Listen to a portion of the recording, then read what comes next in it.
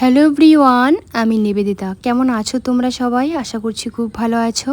আমিও ভালো আছি। নতুন একটা ব্লগে অনেক অনেক স্বাগত, অনেক অনেক ভালোবাসা। তো বিছানাটা আমি তুলে নিয়ে নিলাম, মশারিটা ওইদিকে ভাঁজ করে রেখে দিয়ে ওই যে বালিশগুলো গুছিয়ে রাখলাম, আর তার সঙ্গে ওইদিকে পুতুল আর কোল বালিশটাও ওখানে রেখে দিয়ে আর এখন আমি এইদিকে ঘরটা ঝাড় দিয়ে নেব।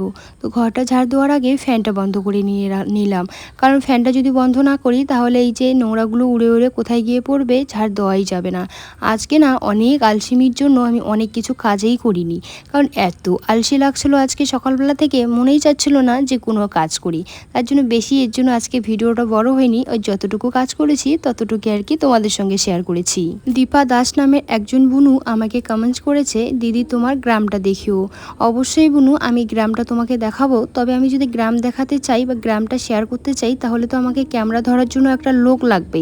তবে সেই লোকটা নেই আমাদের বাড়িতে যে কে ক্যামেরা ধরে দেবে। যেহেতু মামামও ছোট আর মামাম বড় হলে তো মামামে ক্যামেরা ধরে দিত, আর নিজে হাতে ক্যামেরা ধরে শেয়ার করলে মনে হয় না যে ভালো লাগবে।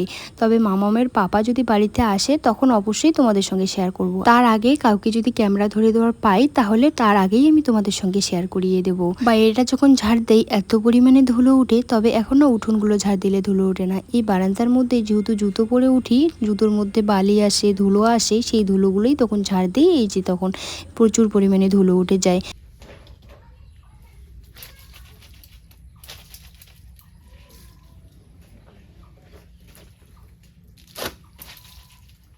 তো যাই হোক, ওইদিকে আমি ঘর দুয়ার পরিষ্কার করে নিয়ে চলে আসলাম কলের পাড়ে। কলের পাড়ে এসে এই যে কয়েকটা জামা কাপড় আগেই আমি ভিজিয়ে রেখে দিয়েছিলাম সার্ফ জলে, তো সেগুলো এখন আমি কেচে দিয়ে দেবো। তো আজ যেহেতু হচ্ছে শনিবার, তো শনিবারের এই যে মামামের যেহেতু ড্রেসটা একটু আলাদা থাকে, শনিবার করে পরে মামাম সাদা কালারের ড্রেস, আর অন্যদিন কিন্তু থাকে লাল আর কালো। তো তার জন্য ভাবলাম যে এই লাল কালো ড্রেসটা আমি ধুয়েই দিই, কারণ বেশিরভাগই কিন্তু রবিবারের দিন করে বৃষ্টি থাকে।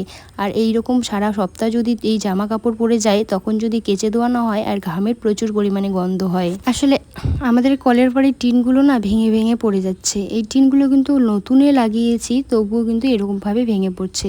কিসের জন্য বুঝতেই পারছি না, কারণ এই টিনগুলো কলের পাড় আর গোয়াল ঘরের টিন বেশি দিন জেনে কেন জানি না টিকতেই পারে না, কয়েকদিন পরেই এই যে এরকম মরিচা ধরে তারপরে ভেঙে ভেঙে পড়ে যায়।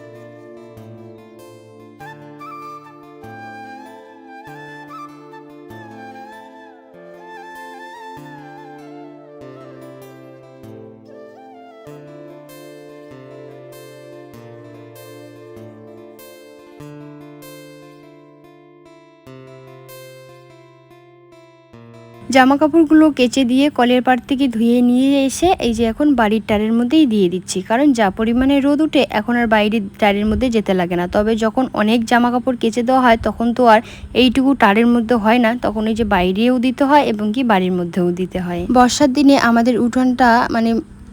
দিনে আমাদের উঠানটা যত বৃষ্টি হবে তত পিছলা হয়, তার জন্য কিন্তু আমাদের এই উঠানটা বাড়িটা সম্পূর্ণটাই কিন্তু প্লাস্টিক দিয়ে ঢেকে রেখে দিয়েছি।